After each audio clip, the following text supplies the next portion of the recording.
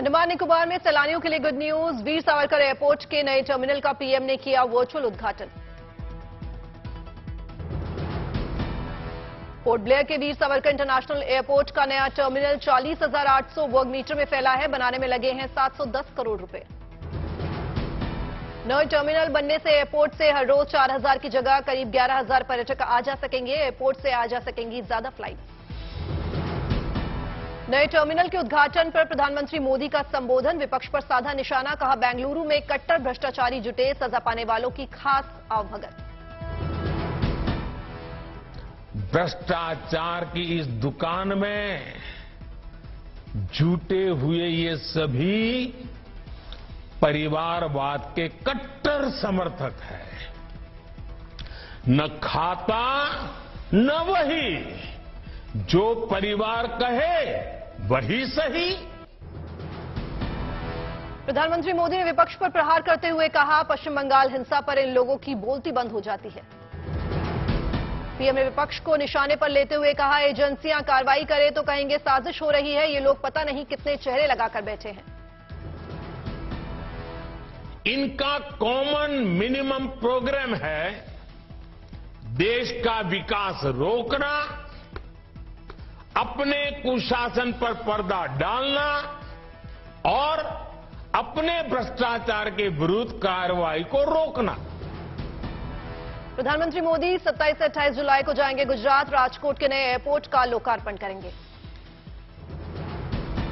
गृहमंत्री अमित शाह ने सहारा refund portal किया लॉन्च। सहारा की स्कीमों में जिनके रुपए डूबे हैं उन्हें होगा फायदा। करीब 5,000 करोड़ रुपए निवेशकों को वापस मिलेंगे। बेंगलुरु में हो रहे विपक्षी एकता की बैठक आज दूसरा दिन। बैठक में शिरकत करने पहुंचे एनसीपी अध्यक्ष शरद पवार। बैठक में कांग्रेस समेत 26 पार्टियां हुई शामिल। राहुल गांधी और सोनिया समेत विपक्ष के तमाम नेता मौजूद। आज दिल्ली में 38 दलों के साथ एनडीए की दिखाएगा दम। एनडीए का कुनबा बढ़ाने में जुटी है बीजेपी। एनडीए में एंट्री पर बोले चिराग पासवान, कहा मेरे सवालों का हुआ समाधान, मुझे दिया गया सम्मान। बीजेपी सांसद ब्रजभूषण सिंह की आज कोर्ट में पेशी। कुश्ती खिलाड़ियों के खिलाफ यौन शोषण का है आरोप। मोदी सरनेम मानहानि मामले में राहुल गांधी की तरफ से सुप्रीम कोर्ट में अर्जी। 21 जुलाई शुक्रवार को होगी मामले में सुनवाई। सुप्रीम कोर्ट में राहुल गांधी ने गुजरात हाईकोर्ट के फैसले को दी है चुनौती। हाईकोर्ट ने मामले में सजा पर रोक से किया था इनकार। सूरत की सेशन कोर्ट ने राहुल गांधी को दी है सजा। 2 साल की सजा के चलते रद्द हो चुकी है राहुल गांधी की संसद सदस्यता। मामले में शिकायतकर्ता पूर्णेश मोदी सुप्रीम कोर्ट से दाखिल कर चुके हैं कैविएट याचिका। कोर्ट से की है अपील, बिना उनका पक्ष सुने कोर्ट कोई आदेश पारित न करे। कांग्रेस के दिग्गज नेता और केरल के पूर्व मुख्यमंत्री ओमन चांडी का निधन। राहुल गांधी ने कहा, जमीन से जुड़े कांग्रेसी नेता थे चांडी।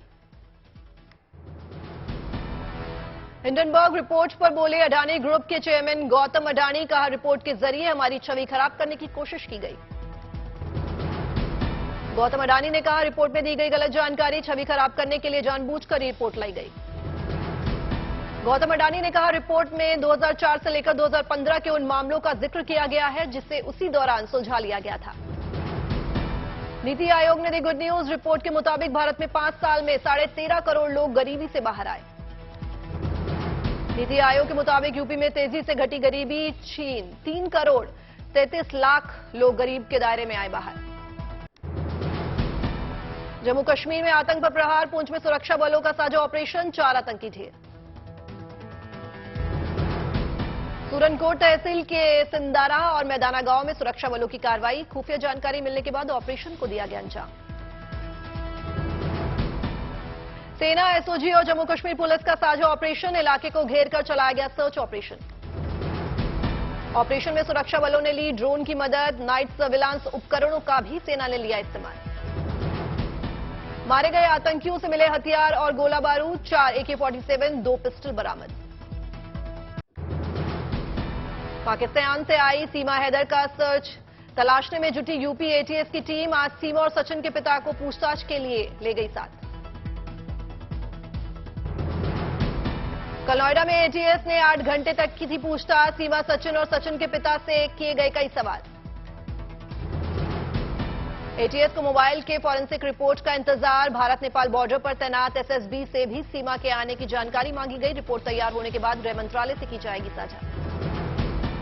यूपी सरकार की ओर से इलेक्ट्रिक वाहन चलाने वालों को राहत। अक्टूबर 2022 के बाद वाहन खरीदने वाले पोर्टल पर सब्सिडी के लिए कर सकते हैं अप्लाई। पहले 2 लाख टू व्हीलर इलेक्ट्रिक वाहन को 5,000 रुपए की सब्सिडी। पहले 25,000 4 पहिया इलेक्ट्रिक वाहनों को 1 लाख तक सब्सिडी। श्रीनगर के पंथा बेस कैंप से अमरनाथ तीर्थयात्रियों का जत्था हुआ रवाना। बम बम भोले और हर हर महादेव के लगे जयकारे। वहां बर्फानी के भक्तों में दिखा भारी उत्साह। पवित्र अमरनाथ की गुफा के दर्शन के श्रद्धालुओं को रवाना किया गया। अमरनाथ तीर्थयात्रियों की सुरक्षा को लेकर कड़े इंतजाम। जगह जगह की गई भारी संख्या में सुरक्षा बलों की तैनाती।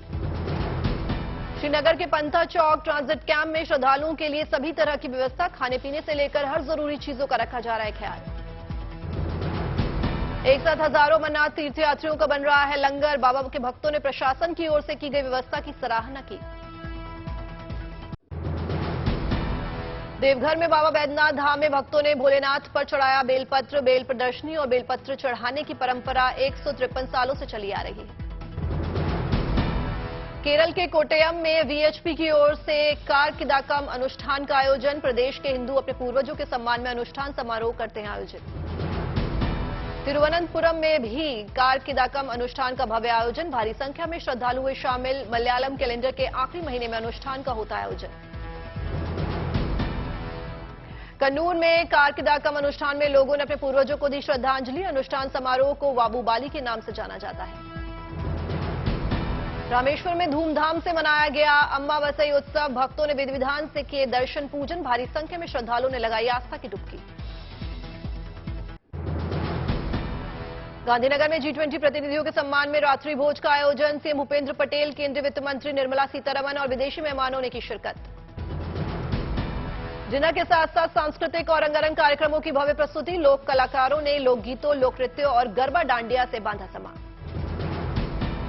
रांची में महेंद्र सिंह धोनी का बाइक कलेक्शन देख हैरान हुए दिग्गज खिलाड़ी। वेंकटेश प्रसाद ने वीडियो शेयर करते हुए कहा, ये पागलपन भरा जुनून है।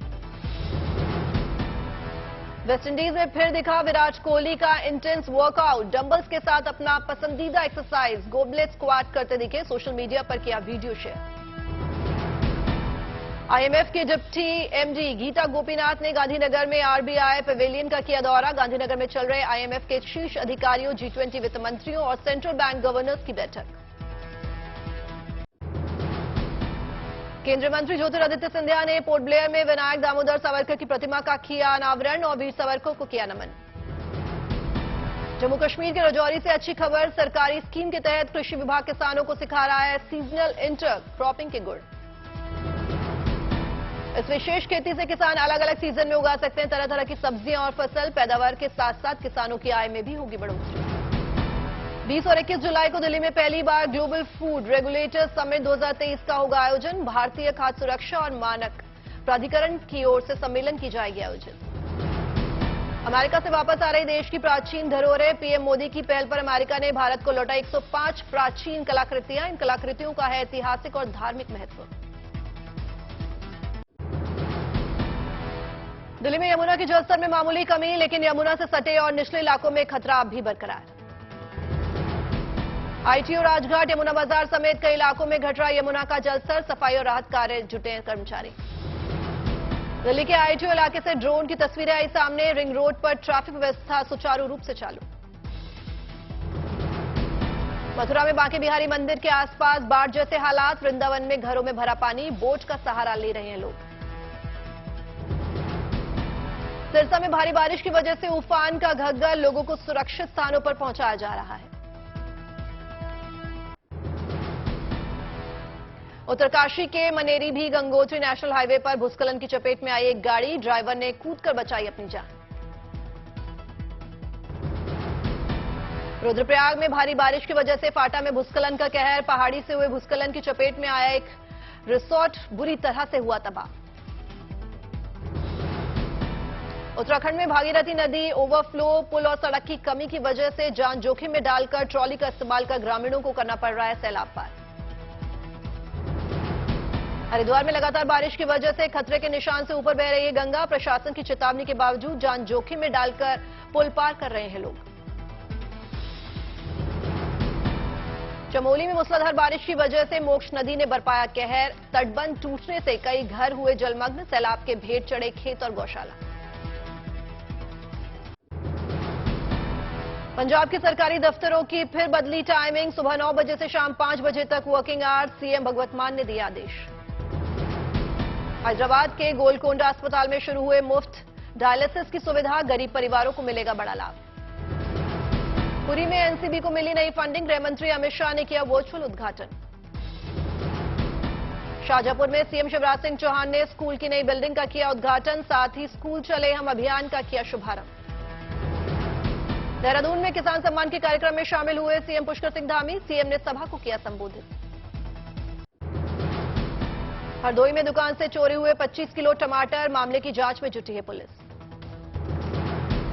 बक्सर में 9 साल बेमिसाल कार्यक्रम में शामिल हुए केंद्रीय मंत्री अश्विनी चौबे। जनता को बताई मोदी सरकार की उपलब्धियां।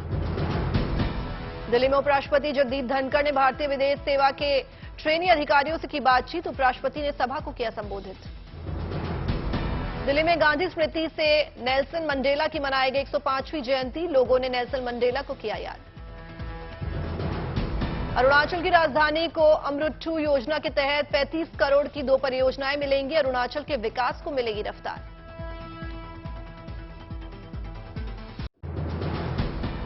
बैस्टल दिवस परेड 2023 में भाग लेने वाले तीनों सेनाओं के अधिकारियों को भारतीय सेना प्रमुख मनोज पांडे ने किया सम्मानित। अधिकारियों के खिल उठे चेहरे। भिलवाड़ा की बेटी ने किर्गिस्तान में पहलवान को कुश्ती में पछाड़कर जीता गोल्ड मेडल। पिता और कोच को दिया जीत का श्रेय। खरगोन की नर्मदा नदी में एक भक्त पानी पर ब्रह्मास्त्र करता दिखा। सूर्यकुंड और हनुमान चालीसा पाठ। 35 सालों से कर रहे हैं अनूठी भक्ति। कल्याण में सड़क के गड्ढे भरने के लिए आगे आए ट्रैफिक पुलिसकर्मी। खुद भरे सड़कों के गड्ढे। मदुरई में श्री मीनाक्षी सुंदरेश्वर मंदिर में तमिलनाडु के गवर्नर आर.एन. रवि ने किए दर्शन। विधि विधान से की पूजा अर्चना। एसबीआई की रिपोर्ट्स के मुताबिक बाढ़ से देश में 15,000 करोड़ रुपए का आर्थिक नुकसान होने की आशंका। बीते 30 साल में अमेरिका चीन के बाद भारत ने किया सबसे ज्यादा प्राकृतिक आपदाओं का सामना। भारत की इंडोनेशिया के साथ यूपीआई डील होने के आसार। लोकल करेंसी ट्रेड और real time payment mechanism deal पर बात बनने के बाद व्यापारी यूपीआई से पेमेंट कर पाएंगे। क्रिकेट वर्ल्ड कप और फेस्टिव सीजन की वजह से कॉर्पोरेट एडवर्टाइजिंग का खर्च दूसरी छमाही में 25% बढ़ने का अनुमान। ई कॉमर्स, एफएमसीजी, ट्रैवल और हॉस्पिटैलिटी के दम पर चढ़ेगा खर्च। महिला उद्यमियों को बढ़ावा देने के मकसद से जीतो लेडीज विंग के नॉर्थ जोन ने किया बिजनेस कॉन्क्लेव का आयोजन। 150 से ज्यादा महिला कारोबारियों के बीच साझा किए गए सफल बिजनेस के टिप्स।